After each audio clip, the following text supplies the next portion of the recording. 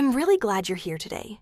This is B2 level English listening practice, and I want to talk to you about something that happened to me recently that I think you'll find interesting. It's about a conversation I had with my colleague about changing careers in your 30s. And honestly, it made me think about a lot of things I hadn't considered before. So let me give you some context. A few weeks ago, I was having lunch with Sarah, someone I've worked with for about 5 years. We've always been friendly, but we don't usually have deep conversations about personal stuff. However, that day was different. She seemed a bit distracted, and when I asked if everything was okay, she told me she'd been thinking about leaving her job and starting something completely new. I was quite surprised because she's always seemed happy with what she does, and she's really good at it.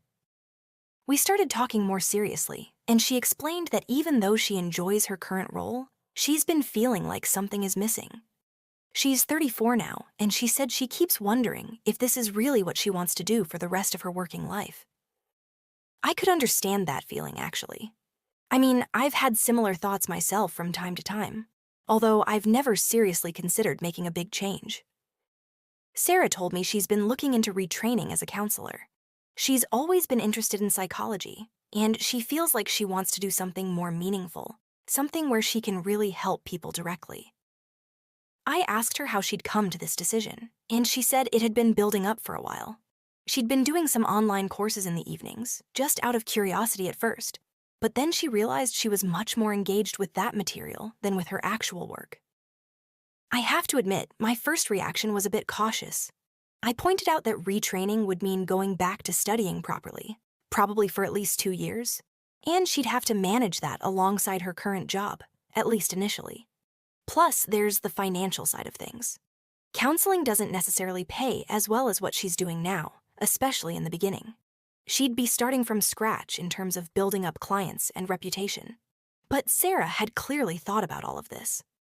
She said she'd done quite a bit of research, and she knows it won't be easy. She's been saving money for a while now, specifically with this in mind. She also said that for her, it's not really about the money anymore. She's at a point where she values job satisfaction and personal fulfillment more than a high salary. That made sense to me, although I wasn't entirely convinced it was the right move. I asked her what her family thought about it, and she said her partner was supportive, which is obviously important. However, her parents were more skeptical. They come from a generation where you stayed in one career for your whole life, and they think she's taking a big risk. They've told her she should be grateful for having a stable job, especially in the current economic climate. I could see both sides of that argument, to be honest. We talked for quite a long time about the pros and cons. On the one hand, I could see that Sarah was genuinely passionate about this new direction.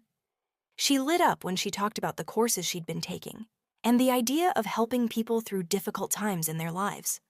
On the other hand, I couldn't help thinking about the practical difficulties. What if she spends 2 years retraining and then finds out it's not what she expected? What if she struggles to find work or discovers that the reality of being a counselor is very different from what she imagined? Sarah acknowledged all of these concerns. She said she'd actually spoken to several qualified counselors about their experiences, and they'd been very honest with her about the challenges. Some of them had told her that the emotional weight of the job can be quite heavy, and you need good boundaries and self-care practices. Others had mentioned that building up a client base takes time and persistence. But despite all of this, she still felt drawn to it. I suppose what struck me most was her certainty. Not certainty that everything would work out perfectly, but certainty that she needed to try. She said she didn't want to get to 50 or 60 and regret not having taken this chance. She'd rather try and fail than spend the rest of her life wondering what might have been. I found that quite powerful, actually, even though part of me still thought she was being a bit idealistic. We then started talking more generally about career changes and whether there's ever a right time to do something like this. I said that I'd always assumed that if you were going to make a major career change, you'd do it in your 20s, when you have fewer responsibilities and less to lose. But Sarah disagreed quite strongly with that. She said that in your 20s, you often don't really know yourself well enough to make that kind of decision. You're still figuring out what you want and what you're good at. In your 30s, you have more life experience and a better understanding of your values and priorities. That perspective made me reconsider my own assumptions a bit. I've always been quite risk-averse, and I tend to stick with what's familiar and comfortable. But listening to Sarah, I started to wonder whether that's always the best approach. Maybe there's something to be said for taking calculated risks, even if they feel scary at the time. I asked her when she was planning to make the transition, and she said she was going to start her formal training in September. She's going to continue working part-time for as long as possible to keep some income coming in, and then gradually reduce her hours as she gets closer to qualifying. It seemed like a sensible approach, at least. She's not just throwing everything away on a whim. She's being quite strategic about it. We also talked about the emotional side of leaving a job you've been in for a long time. Sarah admitted that she was a bit scared, and she's definitely going to miss some aspects of her current work and the people she works with. But at the same time, she's excited about the future in a way she hasn't been for years. She said she's been feeling stuck for a while, and making this decision has given her a sense of purpose and direction again. I found myself feeling a mixture of admiration and slight envy, if I'm honest. Admiration because she's being brave enough to follow what she really wants to do, and envy because I'm not sure I'd have the courage to do the same thing. I've often thought about what else I might do if I weren't doing my current job, but I've never taken those thoughts seriously enough to act on them. Towards the end of our conversation, Sarah asked me if I'd ever considered making a big change like that. I said I hadn't really, and she gently challenged me on it. She asked me if I was genuinely happy with where I was, or if I was just comfortable. That question has stayed with me, actually. There's a big difference between being happy and being comfortable, isn't there? Comfortable means you're not struggling, but it doesn't necessarily mean you're fulfilled or excited about what you're doing. I told her I'd have to think about that, and we left it there. Since that conversation, I've found myself reflecting on it quite a lot.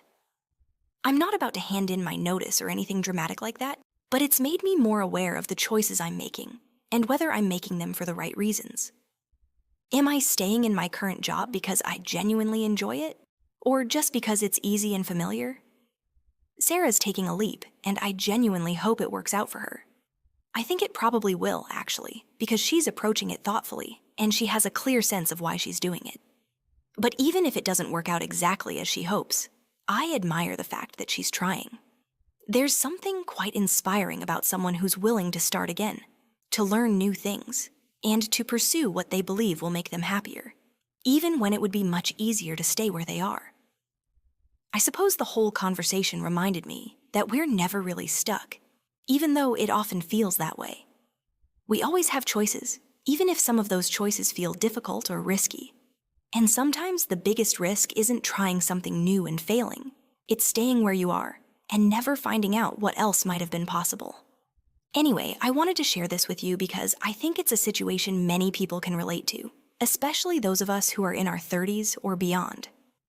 We're at an age where we've established ourselves to some extent, but we're also young enough that making a significant change is still realistic. It's a strange position to be in, actually, having both the experience to know what you want and the time to still do something about it.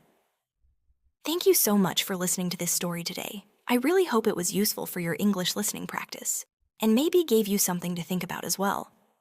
If you enjoyed this content, please do subscribe to the channel for more B2 level listening practice. There's plenty more coming soon, and I'd love to have you back. Also, if you could like this video and share it with other English learners you know, that would be incredibly helpful. The more people we can reach, the better. Thanks again for your time, and I'll see you in the next listening practice session.